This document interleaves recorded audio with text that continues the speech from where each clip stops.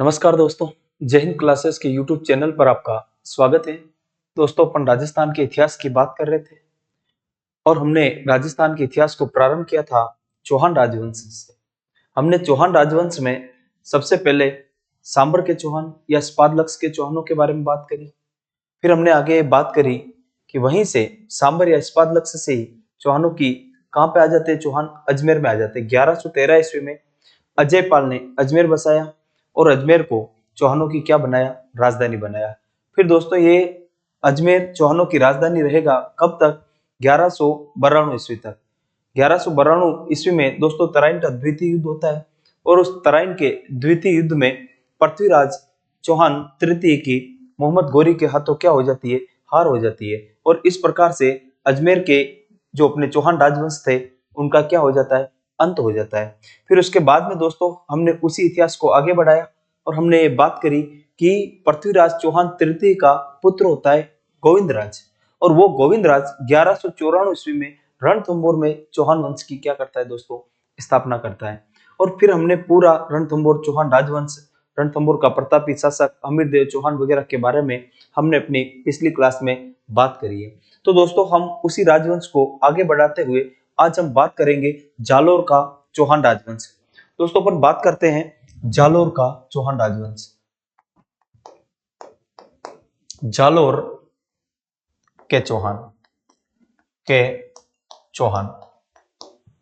जालोर के चौहान। दोस्तों अगर हम जालोर के चौहानों के बारे में बात करें, सबसे पहले हम बात करें किसके बारे में, जालोर के बारे में। तो दोस्तों जालोर का प्राचीन नाम है जाबालीपुर। क्या मिलता है दोस्तों, जाबालीपुर। ये आपको याद रखना है। जाबालीपुर क्या है दोस्तों, जालोर का प्राचीन नाम। क्या है दोस्तों, प्राचीन नाम। प्राचीन नाम तो जालोर का प्राचीन नाम क्या मिलता है दोस्तों, जाबालीपुर। और अगर हम बात करें जालोर में आपके एक दुर्ग बना हुआ है और उस दुर्ग का जो जालोर का जो दुर्ग है इसका निर्माण किसने करवाया, तो जालोर दुर्ग का निर्माण करवाया दोस्तों नागभट्ट फर्स्ट ने, नागभट्ट प्रथम ने। दोस्तों नागभट्ट प्रथम आपको पता होगा किस राजवंश से संबंधित है, तो ये गुर्जर प्रतिहार शासक है।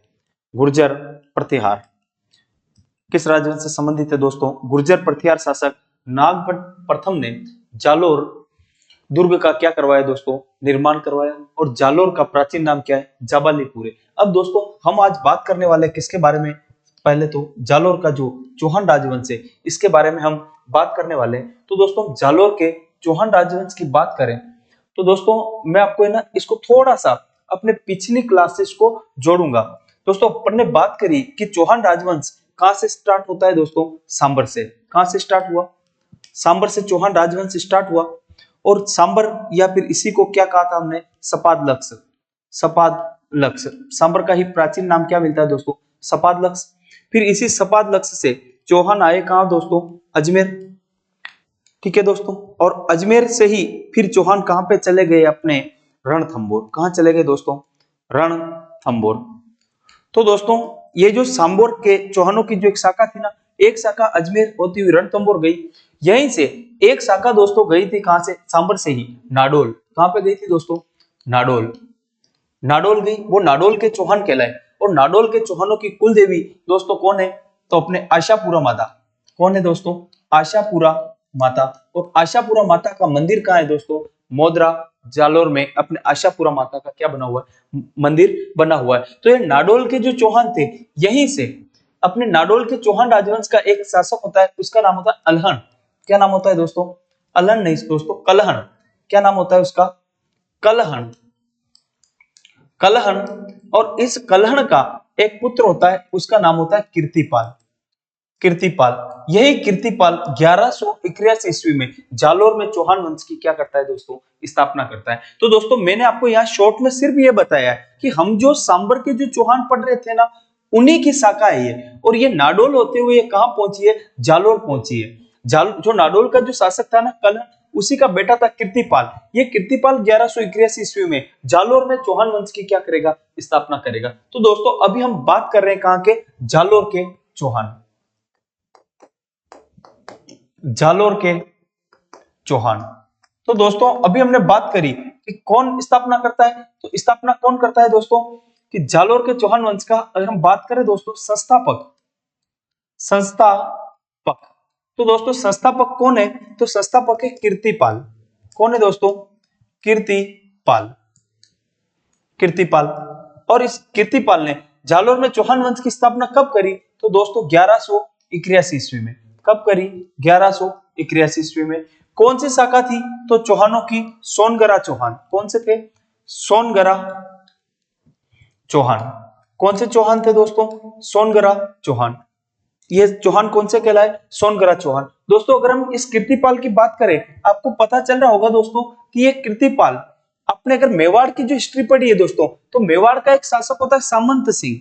क्या नाम होता है उसका? सामंत सिंह। ये कीर्तिपाल सामंत सिंह पे आक्रमण करता है। सामंत सिंह, इसके ऊपर इसने आक्रमण किया 1177 ईस्वी में, और ये सामंत सिंह को हरा देता है और मेवाड़ पे क्या कर देता है? अधिकार कर लेता है। कौन दोस्तों? कीर्तिपाल। कीर्तिपाल ने सामंत सिंह मेवाड़ पर आक्रमण किया 1177 ईस्वी में, और इसने किसको हरा दिया? सामंत सिंह को हरा दिया।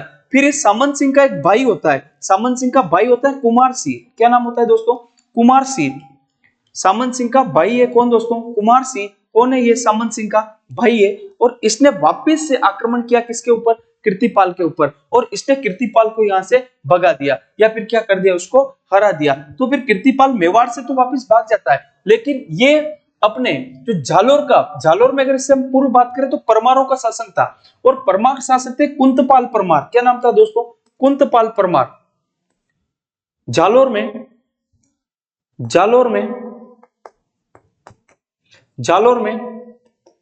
कुंतपाल, क्या नाम है? कुंतपाल परमार को परास्त किया। कुंतपाल परमार को परास्त किया या फिर हराया, परास्त किया। तो दोस्तों कीर्तिपाल ने जालोर में किसको हरा करके चौहान वंश की स्थापना करी? तो किसको हरा करके चौहान वंश की स्थापना करी? तो कुंतपाल परमार को हरा करके इसने चौहान वंश की क्या करी थी दोस्तों? स्थापना करी। तो दोस्तों ये कीर्तिपाल चौहान जो कि किसका पुत्र था? तो ये नाडोल के शासक कलहण का पुत्र था। किसका पुत्र था दोस्तों? कलहण का पुत्र था। तो दोस्तों नागौर का एक अपने नाडोल पाली में पड़ता है, और नाडोल में जो चौहानों की शाखा आई वो सांबर से ही आई थी, और नाडोल की जो शाखा का एक शासक था कलहण, और उसी कलहण का पुत्र था कौन दोस्तों? कीर्तिपाल। और ये कीर्तिपाल वही है जो हम मेवाड़ के इतिहास में सामंत सिंह के ऊपर ये 1177 ईस्वी में आक्रमण करता है, और ये सामंत सिंह को हरा देता है और मेवाड़ पर अधिकार कर लेता है। लेकिन सामंत सिंह का भाई होता है कुमार सिंह, वो वापिस से मेवाड़ अपने अधिकार में ले लेता है और वहां से कीर्तिपाल को भगा देता है। वहां से भागने के बाद में कीर्तिपाल कहां पे आक्रमण करता है? जालोर पर आक्रमण करता है, और जालोर के कुंतपाल परमार को हरा करके 1181 ईस्वी में ये जालोर में सोनगरा चौहान वंश की क्या करता है? स्थापना करता है। और ये जो अपना कीर्तिपाल चौहान है ये किसका पुत्र था? तो नाडोल के शासक कलहण का ये क्या था? पुत्र था। और दोस्तों अगर हम इसके बारे में आगे बात करें, किसके बारे में? कीर्तिपाल चौहान के बारे में। तो कीर्तिपाल चौहान को, किसको दोस्तों? कीर्तिपाल चौहान को जो अपने थे मुहनोत नैणसी। कौन थे? मुहनोत नैणसी ने कीर्तिपाल को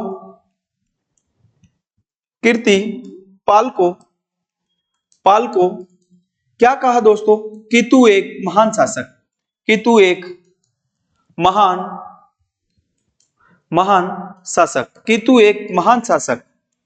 महान शासक कहा।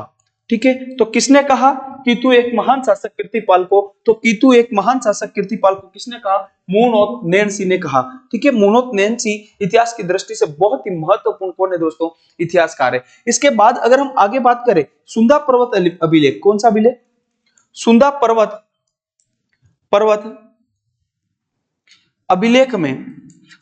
पर्वत अभिलेख में राजेश्वर की उपाधि से सम्मानित किया गया। कौन सी उपाधि दोस्तों? राजेश्वर की उपाधि से सम्मानित किया।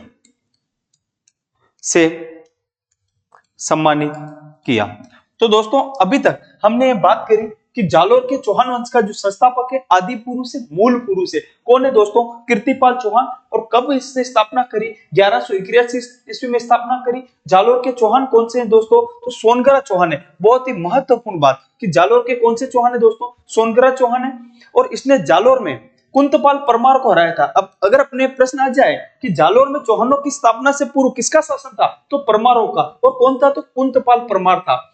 फिर नाडोल के जो शासक था कलर, उसका पुत्र था कौन दोस्तों? कीर्तिपाल। फिर मोहनूत नैन्सी ने कीर्तिपाल को कितु एक महान शासक कहा है। क्या कहा है? कितु एक महान शासक। फिर सुंदा पर्वत अभिलेख में इसको राजेश्वर की उपाधि से सम्मानित किया गया। तो यह था अपने जालोर के चौहान वंश का संस्थापक, आदि पुरुष, मूल पुरुष कौन है दोस्तों? कीर्तिपाल। उसके बाद दोस्तों आगे हम बात करें तो इसके बाद शासक बनेगा कौन? इसी का पुत्र होता है और उसका नाम होता है समर सिंह।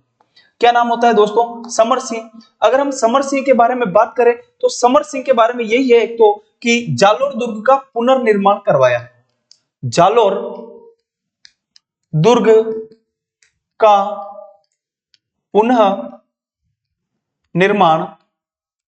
पुनर्निर्माण करवाया।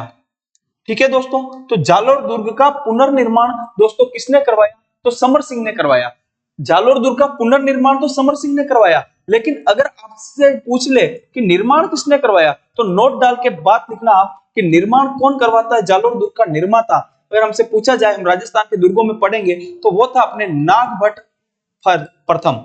नागभट्ट प्रथम गुर्जर प्रतिहार शासक था नागभट्ट प्रथम, उसने तो निर्माण करवाया। जबकि इसका पुनर्निर्माण किसने करवाया? तो दोस्तों पुनर्निर्माण किसने करवाया? समर सिंह ने इसका पुनर्निर्माण करवाया। और दोस्तों अगर हम समर सिंह के बारे में बात करें तो समर सिंह के बारे में एक और बात यह है कि इसने अपनी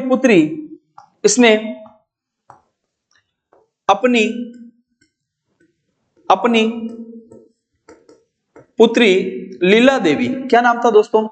लीला देवी का विवाह गुजरात के शासक, गुजरात है दोस्तों, इसका मतलब चालुक्य शासक है ना, चालुक्य आ जाए तो भी एक ही बात है। देवी का विवाह गुजरात के शासक भीमदेव भीम सेकंड, केवल भीम आएगा इसके, भीम सेकंड के साथ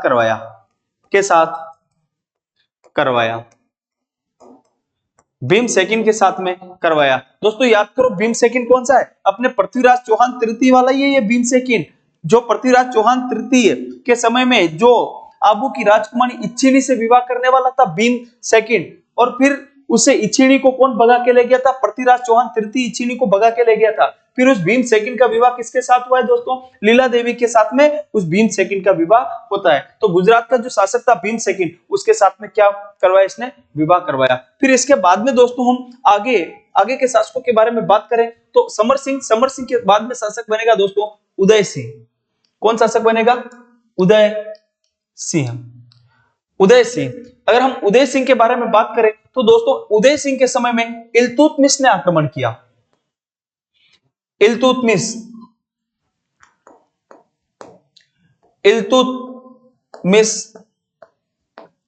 ने आक्रमण किया। कौन था दोस्तों इल्तुतमिश? तो इनके समकालीन इल्तुतमिश दिल्ली का सुल्तान था।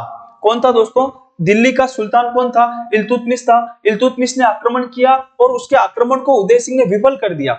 इसके आक्रमण किया और आक्रमण को क्या कर दिया? उदय सिंह ने विफल कर दिया, मतलब उसको नहीं जीतने दिया। इसके बाद अगर हम और इस उदय सिंह के बारे में आगे हम बात करें तो इसने नाडोल व मंडोर पर विजय प्राप्त की। तो इसने नाडोल और मंडोर को भी क्या कर लिया था? जीत लिया था। उसके बाद में अगर हम बात करें इसके समकालीन और क्या हुआ तो मेवाड़ के शासक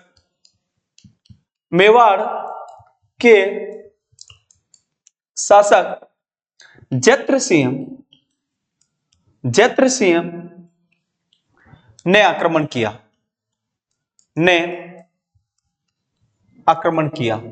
तो मेवाड़ के शासक जैत्र सिंह ने किसके टाइम पे आक्रमण किया दोस्तों? उदय सिंह के टाइम पे मेवाड़ के शासक जैत्र सिंह ने आक्रमण किया। दोस्तों इस जैत्र सिंह के बारे में आपको याद आ रहा होगा, अगर आपने कभी मेवाड़ की हिस्ट्री पढ़ी है तो मेवाड़ के इतिहास में एक युद्ध होता है भूताला का युद्ध। कौन सा युद्ध दोस्तों? भूताला का युद्ध। और ये भूताला का युद्ध होता है जैत्र सिंह और किसके मध्य में? इल्तुतमिश के मध्य में भूताला का युद्ध होता है, जिसमें इल्तुतमिश की हार होती है और जैत्र सिंह की क्या होती है? जीत होती है। और इसी जैत्र सिंह को चित्तौड़ का वास्तविक विजेता कहा जाता है। चित्तौड़गढ़ को प्रथम राजधानी भी किसने बनाया था दोस्तों? मेवाड़ राजवंश की चित्तौड़ को प्रथम राजधानी जैत्र सिंह ने बनाया था। ये वही जैत्र सिंह ने।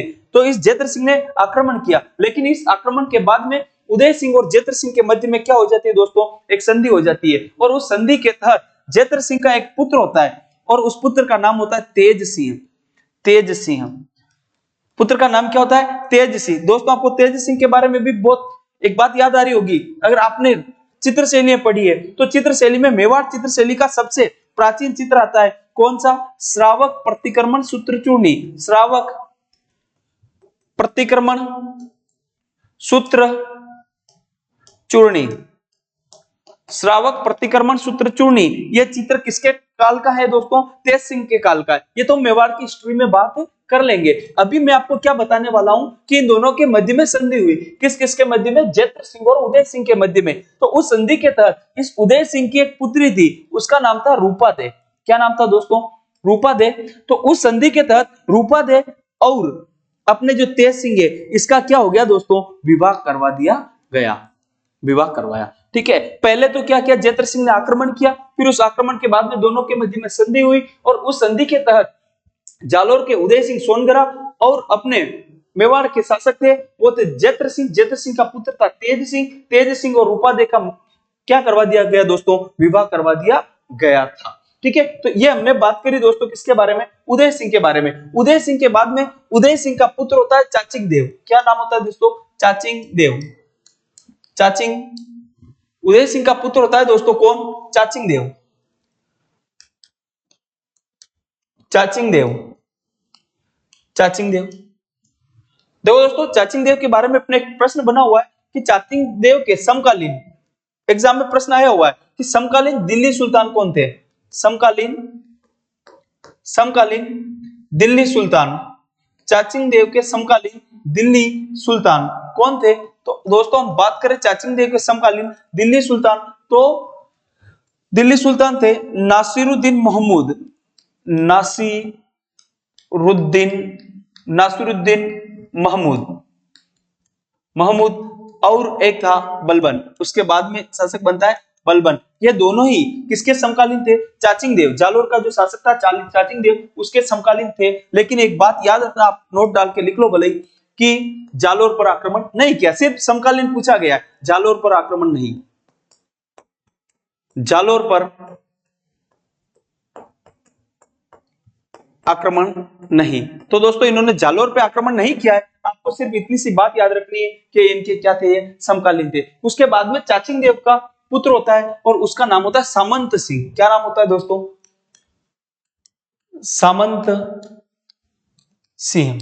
सामंत सिंह। अगर दोस्तों हम सामंत सिंह के बारे में अगर बात करें तो सामंत सिंह के समकालीन दिल्ली सल्तनत पे आ जाता है खिलजी वंश। और खिलजी वंश का जो संस्थापक होता है वो होता है जलालुद्दीन खिलजी। जलालुद्दीन खिलजी। जलालुद्दीन खिलजी। और जलालुद्दीन खिलजी दिल्ली सल्तनत का सुल्तान बनता है कब दोस्तों? 1290 ईस्वी में। तो जलालुद्दीन खिलजी ने शासक बनते ही जलालुद्दीन खिलजी ने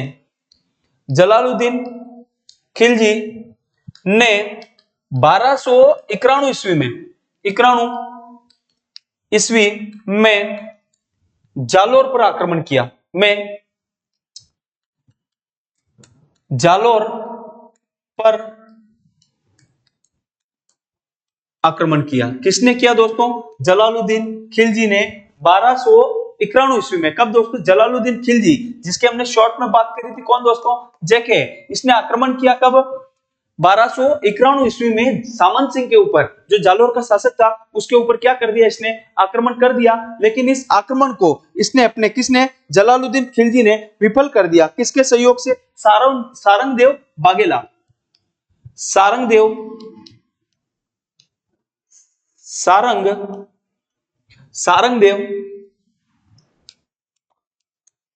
सारंगदेव बाघेला के सहयोग से आक्रमण को विफल किया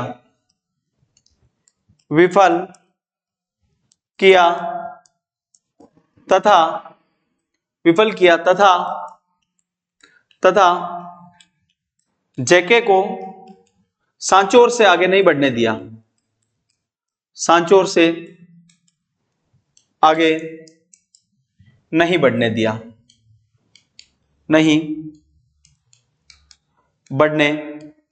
दिया, ठीक है दोस्तों। तो ये हमने बात करी किसके बारे में, सामंत सिंह के बारे में बात करी। तो दोस्तों ये थे अपने जालोर के प्रारंभिक चौहान शासक, ठीक है दोस्तों। तो हमने शुरू में ये बात करी कि अपने जो जालोर के चौहान वंश है, ये जालोर का प्राचीन नाम जाबालीपुर वगैरह ये बात कर ली, जालोर दुर्ग का निर्माण नागभट्ट ने करवाया ये भी बात कर ली, फिर जालोर वंश के अपने संस्थापक की बात कर ली कि कीर्तिपाल था, सोनगरा चौहान थे, ये आदि हमने बात करी।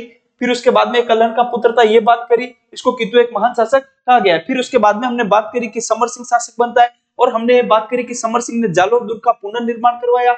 फिर उसके बाद में हमने समर सिंह के बारे में बात करी कि समर सिंह ने अपनी पुत्री लीला देवी का विवाह गुजरात के भीमदेव द्वितीय के साथ में करवाया। फिर उदय सिंह के बारे में बात करी, इल्तुतमिश के आक्रमण किया था उदय सिंह के टाइम पे, नाडोल और मंडोर पर विजय प्राप्त की, और जैतर सिंह ने आक्रमण किया। जैतर सिंह मेवाड़ का शासक था, जिसके टाइम पे भूताला का युद्ध वगैरह इल्तुतमिश से हुआ था। फिर उसके बाद चाचिंग देव के समकालीन केवल दिल्ली सल्तनत के सुल्तान पूछे तो नासिरुद्दीन महमूद और बलबन उसके समकालीन थे। और फिर सामंत सिंह के बारे में जलालुद्दीन खिलजी ने 1251 ईस्वी में सामंत सिंह के ऊपर दोस्तों क्या किया था, आक्रमण किया था। ये हम इतनी बात इनके बारे में कर चुके हैं। अब दोस्तों हम आगे इसी इतिहास को आगे बढ़ाएं तो अपने जो ये सामंत सिंह है, इसी का पुत्र होता है कान्हड़ देव। क्या नाम होता है दोस्तों, कान्हड़ देव सोनगरा या फिर कान्हड़ देव चौहान। देखो दोस्तों अगर हम इसके बारे में बात करें तो इसके राज्य को लेके दो मत मिलते हैं। एक तो 1299 ईस्वी से लेके कहते हैं कि इसका शासन रहा कहां तक, 1311 ईस्वी तक, ठीक है। कुछ इतिहासकार तो मानते हैं ये वाला टाइम पीरियड इसका, लेकिन एक अपना इतिहासकार फरिश्ता, और वो फरिश्ता कहता है कि नहीं भाई साहब ये शासक बनता है कब, 1305 में, जबकि ये शासक रहेगा फिर कहां तक, 1311 ईस्वी में जालोर का जो शाखा होता है वहां तक। लेकिन ये बात मानता कौन है, फरिश्ता। कौन कहता है इस मत को, देता कौन है, फरिश्ता, ठीक है दोस्तों। तो इतिहासकारों का यह कहना है कि इसके जो पिता थे सामंत सिंह, उन्होंने जीते जी ही अपना जो पुत्र था ना कान्हड़ देव, उसको अपने राज्य का प्रशासक या फिर राजा घोषित कर दिया था। तो इस कारण से 1299 उसको राजा घोषित कर दिया। तो कुछ विद्वान वहां से मानते, लेकिन कुछ विद्वान या फरिश्ता जब सामंत सिंह की मृत्यु हुई 1305 में, उसको बाद में इसको वास्तविक रूप से क्या मानते हैं, शासक मानते हैं। तो दोस्तों 1295 ईस्वी में दिल्ली सुल्तान बन जाता है कौन, अलाउद्दीन खिलजी। अपने चाचा जलालुद्दीन खिलजी की हत्या करके कौन बन जाता है, अलाउद्दीन खिलजी। तो फिर दोस्तों कान्हड़ देव चौहान के सामने दिल्ली का जो सुल्तान होता है वो कौन होता है दोस्तों, अलाउद्दीन खिलजी होता है। और अलाउद्दीन खिलजी के बारे में हम शॉर्ट में क्या लिख रहे थे दोस्तों, एके इनके क्या होता है, समकालीन होता है। अब दोस्तों एके क्या करेगा, जालोर के ऊपर करेगा अपने आक्रमण। तो हम बात करते हैं एके के आक्रमण के कारण। भाई एके क्यों आक्रमण करेगा, आक्रमण के कारण।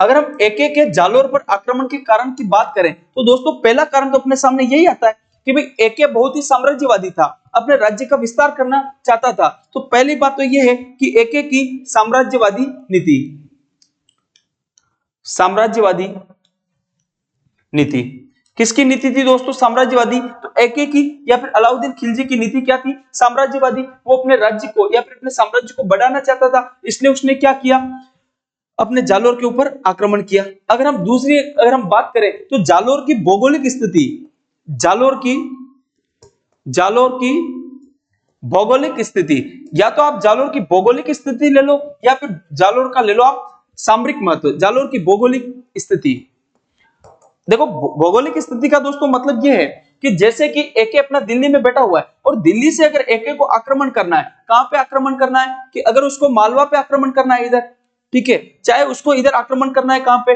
गुजरात पे, जबकि इसका जालोर कहां पे बसा हुआ है, ये रहा अपना जालोर। और यहाँ जालोर में बैठा हुआ कौन है, कान्हड़ देव बैठा हुआ है। तो हर बार उसके कान्हड़ देव क्या करता है, टांग अड़ाता है। तो इसलिए वो चाहता है कि यार ये जालोर अपने अगर कब्जे में आ जाए तो अपनी सैनिक टुकड़े सदैव यहाँ रहे और कभी भी उसको मालवा जाना है या फिर गुजरात जाना है तो आसानी से आक्रमण कर सके। तो इस कारण से एके के मन में ये तीव्र इच्छा थी कि जालोर पे उसका क्या हो जाए, कब्जा हो जाए। तो इस कारण भी वो आक्रमण करेगा।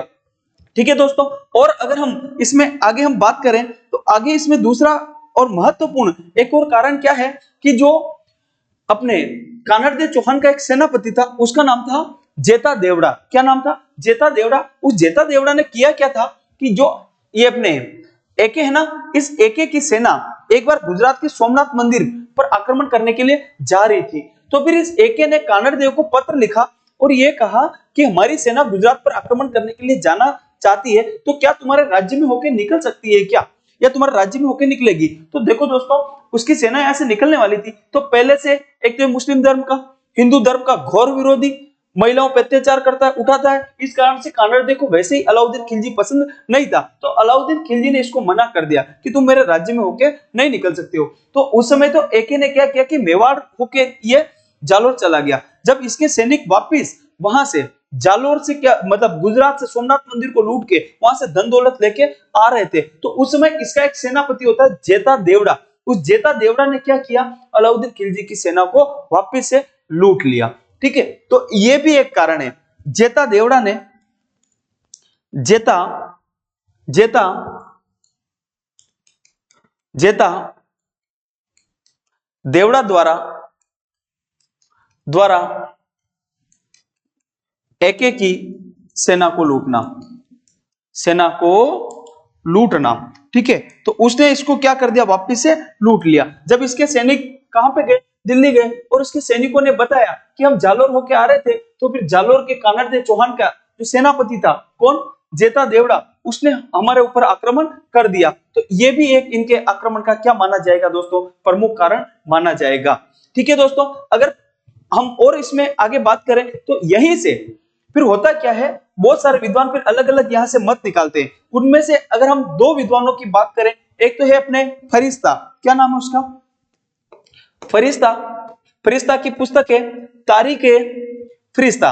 ठीक है, तो ये फरिश्ता की प्रमुख पुस्तक है तारीख ए फरिश्ता। उसमें फरिश्ता क्या कहता है, फरिश्ता ये कहता है कि जेता देवड़ा द्वारा जब एके की सेना को लूटा गया, तो उसके बाद में एके ने क्या किया, एके को जाके ये कहा, तो एके ने वहां से अपना एक व्यक्ति भेजा था, उसका नाम था एन उल मुल्क मुल्तानी।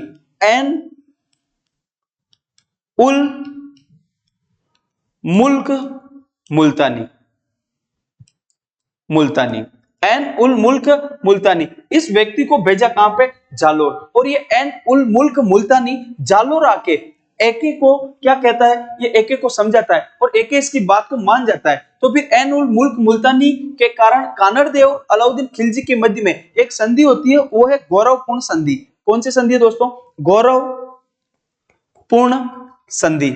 और एक गौरवपूर्ण संधि कब हुई अपने, तो ये संधि होती है 1305 ईस्वी में, ये गौरवपूर्ण संधि हुई।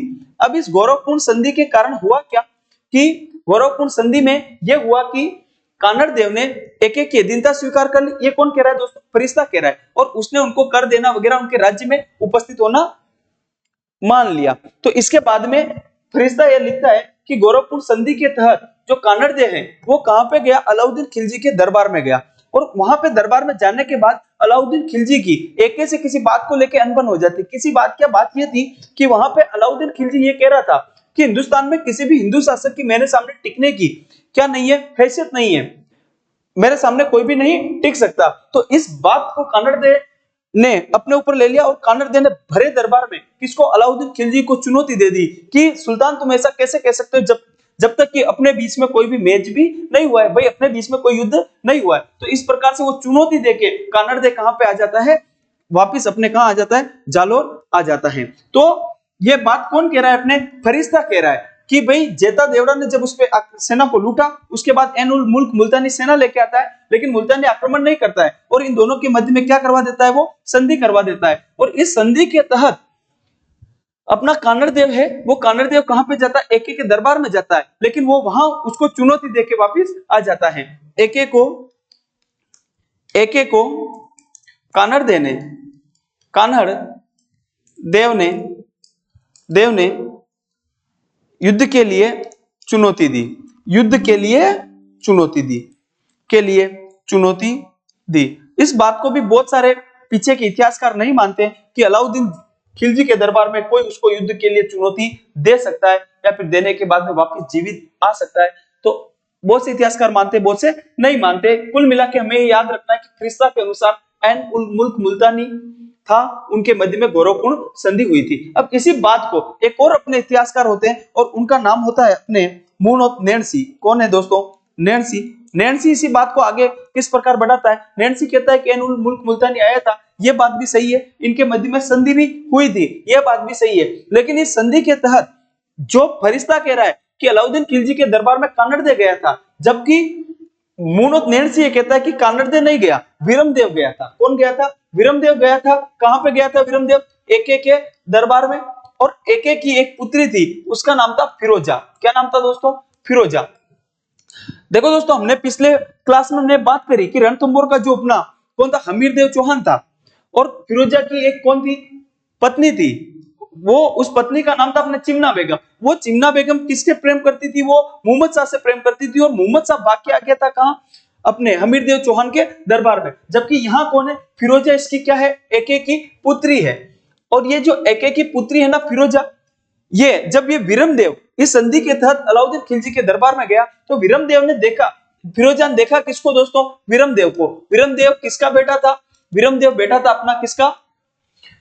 कानड़देव चौहान का बेटा था। और देखते ही फिरोजा विरमदेव से क्या करने लग गई? प्रेम करने लग गई। मतलब एक तरफा इसका क्या था? प्रेम था। और इसने फिर अपने पिताजी से कहा कि पिताजी मुझे शादी किससे करनी है? विरमदेव से करनी है। जब अलाउद्दीन खिलजी ने भी विरमदेव से बात करी, तो विरमदेव ने बिना कुछ जवाब दिया वो वहां से दिल्ली दरबार से कहां आ जाता है? अपने वापस जालोर आ जाता है। और जालोर आने के बाद में भी कहते हैं कि अपने ये फिरोजा थी वो नहीं मानी, और ये अपनी धायमा थी गुलविहस्ता बेगम थी, एक गुलविहस्ता, उसको बेचती है, लेकिन फिर भी वो नहीं मानता है। तो उसके बाद में ये क्या करता है?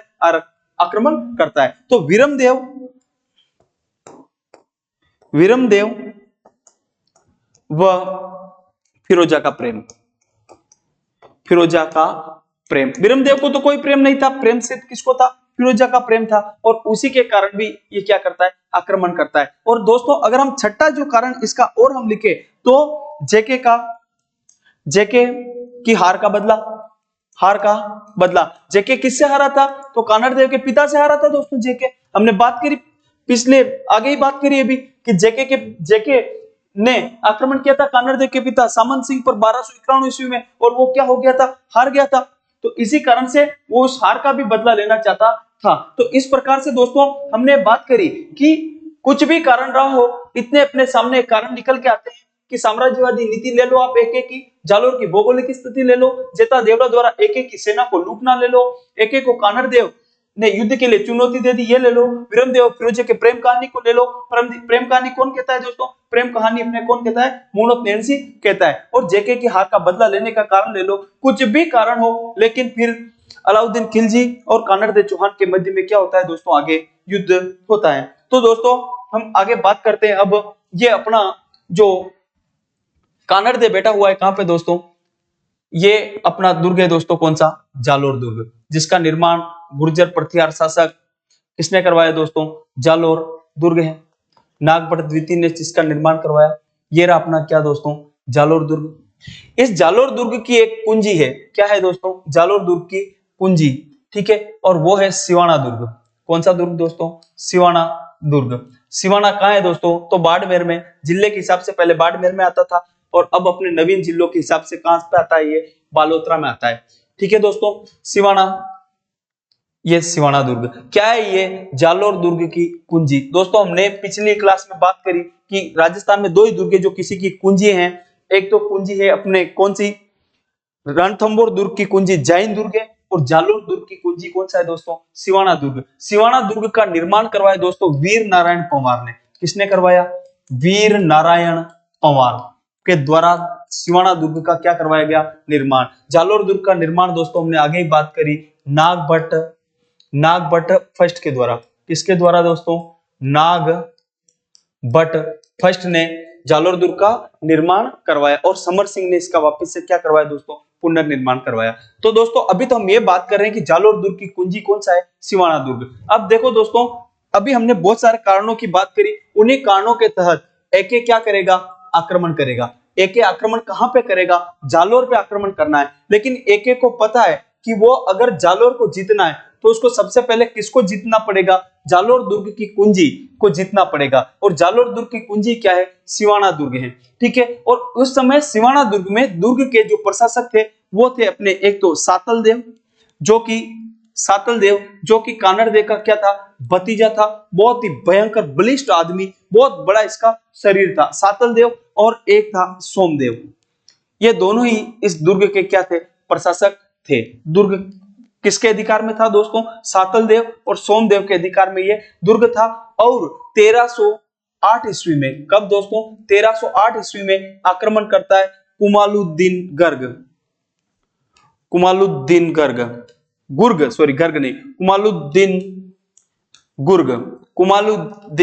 गुर्ग के नेतृत्व में अलाउद्दीन खिलजी क्या करता है दोस्तों, सेना भेजता है। अब सेना भेजता है तो कुमालुद्दीन गुर्ग की सेना आती है और सिवाना दुर्ग के चारों ओर क्या करती है दोस्तों, डेरा डाल के बैठ जाती है। अब डेरा डाल के बैठ जाती है तो बहुत प्रयास करने के बाद भी जब ये सिवाना दुर्ग को नहीं जीत पाते हैं तो फिर ये एक ढूंढ निकालते हैं, क्या, गद्दार। किसको निकालते हैं दोस्तों, गद्दार। और यहाँ पे एक व्यक्ति होता है, उसका नाम होता है भाईले पंवार। भाईले पंवार नाम का व्यक्ति होता है। और ये भाईले पंवार क्या करता है, जो दुर्ग के अंदर एकमात्र पेयजल का स्रोत था तालाब, उस तालाब में क्या कर देता है दोस्तों, गौमांस मिला देता है। गौमांस मिला के उसको दूषित कर देता है। तो फिर दुर्ग के अंदर जो लोग थे उनके पास और कोई चारा नहीं बचता है कि वो बाहर निकल के शत्रु सेना का सामना करें। दुर्ग के अंदर एक छोटी सी सेना थी और जबकि बाहर बहुत बड़ी सेना लेके कुमालुद्दीन गुर्ग बैठा हुआ था। तो इस प्रकार से फिर उसके बाद में क्या होगा दोस्तों, जालोर दुर्ग का साका होगा। क्या होगा, साका। कहां पर, सॉरी जालोर नहीं, कौन सा साका, सिवाना दुर्ग। अभी सिवाना को घेर के बैठा है, सिवाना का साका। कहां का साका दोस्तों, सिवाना का साका। सिवाना का साका कब हुआ दोस्तों, 1308 ईस्वी में साका हो रहा है। तो क्या होगा दोस्तों, दो चीज होगी, एक तो होगा क्या, केसरिया। क्या होगा, केसरिया। और एक क्या होगा दोस्तों, जोहर। केसरिया दोस्तों अभी हमने बात करी किसके नेतृत्व में होगा, तो उसके भतीजे थे सातल देव। कौन थे दोस्तों भतीजे, सातल देव। और एक है सोमदेव। सातल देव और सोमदेव के नेतृत्व में यहाँ पे क्या होता है दोस्तों, केसरिया होता है, राजपूत लड़ते हुए वीर गति को प्राप्त होता है। और जोहर होता है दोस्तों, सातल देव की पत्नी थी मेणा देव। क्या नाम था दोस्तों, मेणा देव के नेतृत्व में क्या हुआ दोस्तों, यहाँ पे जोहर हुआ। और इस प्रकार से क्या हो जाता है, अलाउद्दीन खिलजी क्या होती है, सिवाना विजय होती है। अब इसके बाद दोस्तों अगर हम आगे बात करें कि इसके बाद की क्या स्थिति थी, तो ये जो सिवाना का साका हुआ 1308 ईस्वी में, इसके बाद क्या स्थिति बनती है, उसके बाद स्थिति यह बनती है कि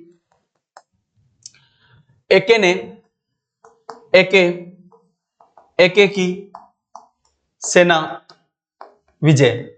ठीक है, कुल मिला के सिवाना किसने जीत लिया, एके ने जीत लिया। जो कुमालुद्दीन गुर्ग की सेना थी वो जीत गई। फिर उसके बाद एके ने कुमालुद्दीन गुर्ग को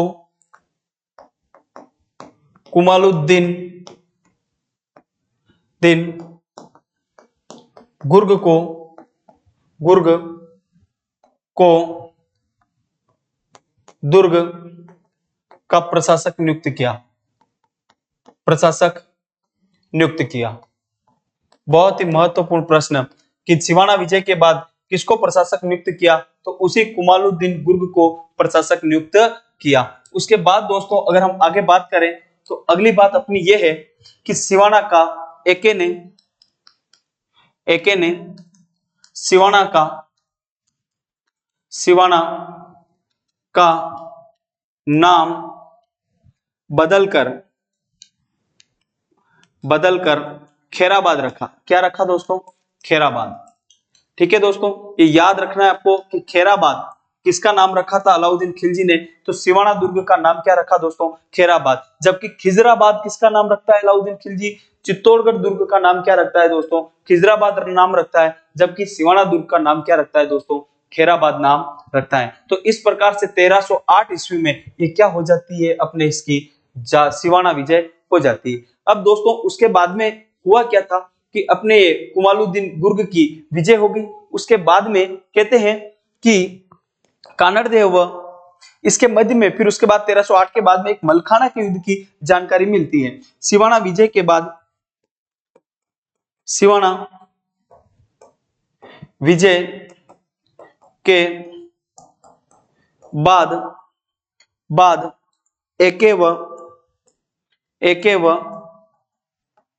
एके की सेना है ना, एके स्वयं नहीं आता है अभी, एके मतलब अलाउद्दीन खिलजी की सेना व कान्हड़ देव के मध्य, कान्हड़ देव के मध्य मलखाना का युद्ध होता है। मलखाना का युद्ध होता है। कौन सा युद्ध होता है दोस्तों? मलखाना का युद्ध होता है। ठीक है, और इस मलखाना के युद्ध में किसकी विजय होती है दोस्तों? तो मलखाना के युद्ध में विजय होती है दोस्तों किसकी? कान्हड़ देव की विजय। कान्हड़ देव की क्या हो जाती है दोस्तों? विजय हो जाती है। और इस मलखाना के युद्ध के बाद में, ठीक है ना, उसने क्या किया? गुलविहस्त को भेजा था, जो उसकी दाई थी। किसकी दाई थी दोस्तों? गुलविहस्त। तो गुलविहस्त अपने दाई थी दोस्तों किसकी? अपने जो फिरोजा है ना, उसकी पुत्री, उसकी दाई थी। उसका नाम क्या था? अपने गुलविहस्त। ठीक है, मलखाना युद्ध के बाद फिरोजा की दाई मां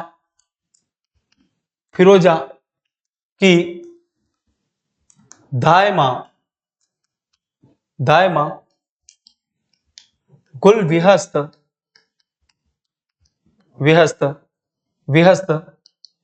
का आक्रमण होता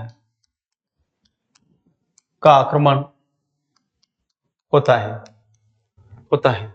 दोस्तों गुलविहस्त का आक्रमण क्यों होता है? देखो ये सारा आक्रमण अपने मूणोत नैन्सी के अनुसार क्यों हो रहा है? मूणोत नैन्सी के अनुसार इस प्रकार हो रहा है कि जो फिरोजा थी ना, उसने जब कहा कि मुझे विरमदेव से क्या करनी है? शादी करनी है, मैं विरमदेव के बिना नहीं रहूंगी। तो फिर उसके बाद में वो कुमालुद्दीन गुर्ग के नेतृत्व में सेना भेजते हैं, वो सिवाना पे आक्रमण कर लेते हैं। लेकिन फिर उसके बाद मलखाना के युद्ध में वापस उसकी सेना क्या हो जाती है? हार जाती है। तो उसके बाद में फिर वो फिरोजा खुद स्वयं आने के लिए आतुर हो जाती है। तो उसके पिताजी फिर उसको समझाते हैं, और उसकी दाई मां गुलविहस्त वो फिर एक बहुत बड़ी सेना लेके आती है। यहाँ पे भी इतिहासकारों में विसंगतियां हैं। बहुत सारे इतिहासकार ये कहते हैं कि गुलविहस्त के आक्रमण के समय में विरमदेव मारा जाता है, और ये गुलविहस्त विरमदेव का कटा हुआ सिर लेके कहां पे जाती है? वहां पे दिल्ली जाती है। और फिर फिरोजा उसका अंतिम संस्कार वगैरह करा के तालाब में कूद के अपनी जान दे देती है।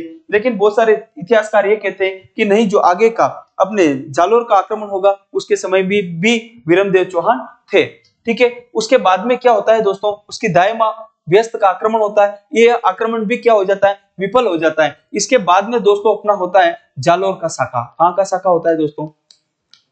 जालोर का साका।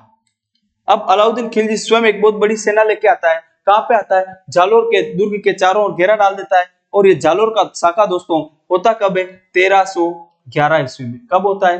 1311 ईस्वी में। क्या होता है दोस्तों? साका हुआ तो एक तो होगा केसरिया। साका का मतलब ही क्या है? केसरिया प्लस जौहर। तो जौहर किसके नेतृत्व में होता है? तो कान्हड़ देव की पत्नी होती है जेतल दे के नेतृत्व में यहाँ पे जौहर होता है। और केसरिया होता है कान्हड़ देव, और इसका बेटा होता है विरमदेव। दोनों के नेतृत्व में क्या होता है दोस्तों?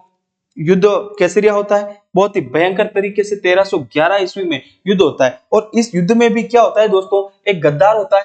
यहाँ पे भी गद्दार की अगर हम बात करें तो इसमें गद्दार होता है भाईले पवार। तो सिवाना दुर्ग में था। और यहाँ था दहिया बिक्का नाम का एक व्यक्ति होता है। ये क्या कर देता है? गद्दारी कर देता है। दोस्तों ये कैसे गद्दारी करता है दहिया बिक्का क्या करता है? जब अलाउद्दीन खिलजी की सेना जालोर दुर्ग को नहीं जीत पा रही थी, तो फिर जालोर दुर्ग को जब नहीं जीत पा रही थी तो उसने फिर युक्ति लगाई और दैया बीका को अपनी तरफ मिला लिया और दैया बीका ने फिर दुर्ग के अंदर जाने के गुप्त रास्ते बता दिए थे। ऐसा कहा जाता है कि जब वो अपने राई रा भाव रातों ही गया, एक कहावत चलती ना, वो कहावत का संबंध भी किससे है? जालोर दुर्ग से ही और इसी साके से है। इस दैया बीका ने अलाउद्दीन खिलजी की सेना को, अलाउद्दीन खिलजी को यह कहा था कि तुम क्या करो, इस दुर्ग के चारों राई, सरसों होती है ना, सरसों से थोड़ी छोटी होती है, उसके बीज चारों तरफ से बिखरा दो और जहां पे नीचे सुरंग होगी या फिर दीवार कमजोर होगी, पोली होगी, वहां पे राई क्या करेगी, बहुत जल्दी उग जाएगी, अंकुरित हो जाएगी। तो इस प्रकार से दैया बीका की सलाह पे उसने राई के बीज एक रात में उसने ना सोने के बराबर तोल तोल के राई खरीदी थी, सरसों खरीदी थी, केवल एक रात के लिए खरीदी थी। इसीलिए वो कहावत बन गई कि राई के भाव तो रात ही गए। तो इस प्रकार से दैया बीका के सहयोग से वो क्या कर देता है, इसको जीत लेता है। किसको जीत लेता है दोस्तों? अलाउद्दीन खिलजी जालोर दुर्ग को जीत लेता है। बाकी अगर हम जालोर दुर्ग के बारे में बात करें तो एक अपने इतिहासकार हुए हसन निजामी, उन्होंने कहा है कि जालोर दुर्ग के किवाड़ या फिर दरवाजा किवाड़ कोई आक्रमणकारी नहीं खोल पाया, लेकिन ये गद्दारों के कारण खुले हैं। जालोर दुर्ग के किवाड़ कोई आक्रमणकारी नहीं खोल पाया, मतलब युद्ध करके जीत के कोई नहीं खोल पाया है। ठीक है, ये बात कौन कहता है दोस्तों? ये बात कहता है हसन निजामी की युक्ति है। निजामी बहुत महत्वपूर्ण कथन है उसका और एग्जाम में पूछा जाता है। हसन निजामी कहता है कि जालोर दुर्ग के दीवार कभी भी कोई भी आक्रांता नहीं खोल पाया था। और अगर हम इसके बाद दोस्तों आगे बात करें तो एके ने जालोर विजय के बाद जालोर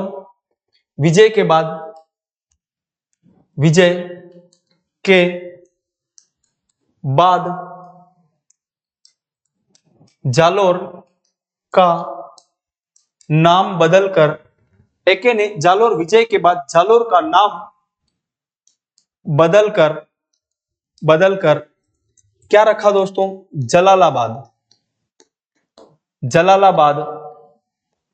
जलालाबाद रखा। ठीक है दोस्तों, तो जालोर का नाम क्या रख दिया एके ने? जलालाबाद। सिवाना का नाम क्या रखा था? खेराबाद। चित्तौड़ का नाम क्या रखा? खिजराबाद। याद रखना सिवाना और चित्तौड़ का मिलता जुलता है, तो सिवाना का क्या था? खेराबाद। चित्तौड़ का क्या था? खिजराबाद। और जालोर का नाम क्या रखा? जलालाबाद। किसने रखा? एके ने रखा। जालोर का प्राचीन नाम क्या है? तो जालोर का प्राचीन नाम जाबालीपुर है। क्या है दोस्तों? जाबालीपुर जालोर का क्या है? प्राचीन नाम है। अब दोस्तों इसके बाद अगर हम आगे बात करें कि इस कानरदेव चौहान के बारे में और एके के आक्रमण के बारे में हमें जानकारी कहां से मिलती है? जानकारी के स्रोत। तो दोस्तों जानकारी के स्रोत के बारे में अगर हम बात करें तो कानरदेव का एक दरबारी विद्वान था। दरबारी विद्वान किसका? कानरदेव का। कानरदेव का दरबारी विद्वान था और उसका नाम था पद्मनाभ। ये कानरदेव का दरबारी विद्वान है और पद्मनाभ की दो पुस्तकें हैं। एक तो कान्हड़देव प्रबंध, क्या नाम है दोस्तों? कान्हड़देव प्रबंध। और एक नाम है वीरमदेव सोनगरारी बात।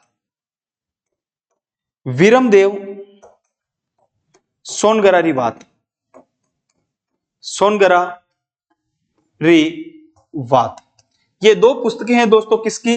पद्मनाभ की पुस्तकें हैं, जिससे आपको किसके बारे में जानकारी मिलती है? तो जिससे हमें किसके बारे में जानकारी मिलती है? हमें कानरदेव के बारे में जानकारी मिलती है। इसके बाद दोस्तों और अगर हम बात करें कि किससे हमें इनके बारे में जानकारी मिलती है तो एक हमें फरिश्ता की अभी हमने बात करी। फरिश्ता की पुस्तक है तारीख ए फरिश्ता। इससे भी हमें किसके बारे में जानकारी मिलती है दोस्तों? तो इससे भी हमें अलाउद्दीन खिलजी, अपने कानरदेव और अलाउद्दीन खिलजी के आक्रमणों के बारे में जानकारी मिलती है। एक है अमीर खुसरो से हमें है ना तारीख ए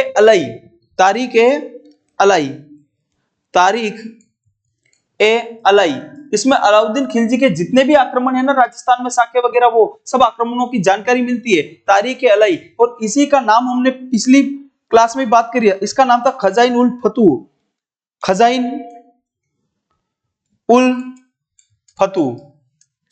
फतूह, खजाइन उल फतूह। इसी से हमें है ना एक एक रणथंबोर आक्रमण के बारे में भी जानकारी मिलती है। और इसी में अमीर खुसरो ने रणथंबोर दुर्ग के बारे में कहा था कि कुप्र का गढ़ आज इस्लाम का घर हो गया। ये महत्वपूर्ण बात अमीर खुसरो ने किसके बारे में कही? रणथंबोर दुर्ग के बारे में कही थी। वहां हम ये बात करना भूल गए। हमने इस बुक के बारे में तो बहुत बात करी, खजाइन उल फतूह वगैरह बहुत सारी जानकारी मिलती है वहां से, लेकिन वहां ये बात नहीं करी थी कि आज कुप्र का गढ़ इस्लाम का घर हो गया। तो ये किस दुर्ग के बारे में बात कही गई दोस्तों? तो ये कही गई रणथंबोर दुर्ग के बारे में। और किसने कही थी? अमीर खुसरो ने कही। और किसमें कही अमीर खुसरो ने? तो तारीख अलई के अंतर्गत कही गई। इसके बाद दोस्तों अगर हम और जानकारी के स्रोतों में बात करें कि हमें कहां से और इसके बारे में जानकारी मिलती है, तो एक है अपने मुहनोत नैणसी।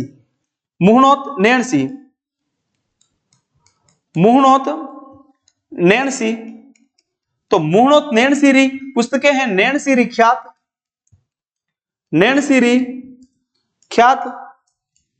और एक है मारवाड़रा परगनारी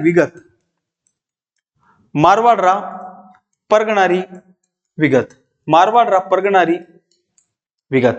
ठीक है दोस्तों, तो ये हमने बात करी दोस्तों जालोर के इतिहास के बारे में। दोस्तों अगर हम बहुत जल्दी में इसको अगर वापस से रिवाइज करें तो दोस्तों हमने बात करी कि जालोर का प्राचीन नाम जलालाबाद था। जो जालोर के चौहान राजवंश है वो सोनगरा चौहान राजवंश थे। और जालोर में सोनगरा चौहानों की जो शाखा है वो कहां से आई थी? सांबर से आई थी। फिर हमने दोस्तों बात करी कि नाडोर का जो कलहण था उसी का पुत्र था कीर्तिपाल 1181 ईस्वी में जालोर में चौहान वंश की क्या करता है? स्थापना करता है। इसीलिए कीर्तिपाल को जालोर के चौहानों का संस्थापक, मूल पुरुष, आदि पुरुष भी कहा जाता है। ठीक है दोस्तों, फिर उसके बाद में हमने आगे बात करी कि अपने मुहनोत नैणसी ने कीर्तिपाल को किंतु एक महान शासक कहा है। फिर उसके बाद दोस्तों हमने बात करी कि कीर्तिपाल के बाद में शासक बनता है समर सिंह ने जालोर दुर्ग का पुनर्निर्माण करवाया। फिर हमने आगे और बात करी कि समर सिंह की पुत्री लीला देवी थी। लीला देवी का विवाह गुजरात के शासक भीमदेव द्वितीय के साथ में किया गया। फिर उसके बाद में दोस्तों हमने बात करी उदय सिंह के समय में इल्तुतमिश का आक्रमण हुआ।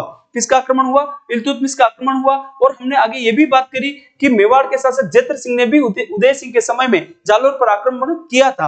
फिर उस आक्रमण के बाद में इन दोनों के मध्य में संधि हो जाती है और उदय सिंह की पुत्री रूपादे और जैत्र सिंह का पुत्र तेज सिंह के समय मेवाड़ चित्रशैली का सबसे प्राचीन चित्र श्रावक प्रतिक्रमण सूत्र चूर्णी मिलता है। उन दोनों का विवाह करवा दिया गया था। फिर उसके बाद में दोस्तों आगे शासक बनता है अपने कौन? चाचिक देव के समय दिल्ली सुल्तान थे नासिरुद्दीन महमूद और एक बलबन था। फिर उसके बाद में हमने बात करी थी चाचिक देव के बाद में सामंत सिंह शासक बनता है। और सामंत सिंह के समय में 1291 ईस्वी में जलालुद्दीन खिलजी ने क्या किए थे दोस्तों? जालोर पर आक्रमण किया था 1291 ईस्वी में। लेकिन सारंगदेव बघेला के सहयोग से उन्होंने जलालुद्दीन खिलजी को कहां से? सांचौर से आगे नहीं बढ़ने दिया। उसके बाद में दोस्तों हमने बात करी सारंगदेव के पुत्र कानड़देव के बारे में। कानड़देव 1305 से 1311 ईस्वी तक कहां का? जालोर का क्या रहेगा दोस्तों? शासक रहेगा। फिर इसके समकालीन था अलाउद्दीन खिलजी ने जालोर पर आक्रमण किया। आक्रमण के हमने विभिन्न कारण देखे कि अलाउद्दीन खिलजी की साम्राज्यवादी नीति। फिर हमने आगे ये देखा कि उसका जो जेता देवड़ा कानड़देव का सेनापति था उसने उसकी सेना को क्या कर दिया था? लूट लिया था। फिर हमने आगे देखा कि फरिश्ता के अनुसार क्या है, उसके जो अलाउद्दीन खिलजी है उसके दरबार में कानड़देव उसको चुनौती देके आ जाता है। फिर अपने मुहनोत नैणसी के अनुसार क्या है? मुहनोत नैणसी के अनुसार फिरोजा और विरमदेव की प्रेम कहानी है वो उसको मानते हैं। इस प्रकार से बहुत सारे उसके आक्रमण के कारण थे और वो आक्रमण करता है। और उसके आक्रमण के तहत 1308 ईस्वी में अपने सिवाना का शाखा होता है। सिवाना के शाखे में जो केसरिया है वो अपने सातलदेव और सोमदेव के नेतृत्व में होता है, जबकि मेणादेव के नेतृत्व में क्या होता है दोस्तों? जौहर होता है। फिर उसके बाद में इस प्रकार से 1308 ईस्वी में अलाउद्दीन खिलजी की कौन सी? सिवाना विजय हो जाती है। सिवाना को जीतने के बाद वो उसका नाम खेराबाद रख देता है और उसका प्रशासक कमालुद्दीन गुर्ग को उसका क्या कर देता है दोस्तों? प्रशासक बना देता है। फिर उसके बाद में दोस्तों हमने बात करी कि मलखाना का युद्ध होता है। मलखाना के युद्ध में सिवाना विजय के बाद भी अलाउद्दीन खिलजी को मलखाना के युद्ध में कौन हरा देता है? कानड़देव हरा देता है। फिर उसके बाद में वापिस वो बहुत बड़ी सेना लेकर एक बार और बीच में गुल विहस्त धायमा के नेतृत्व में और सेना भेजता है।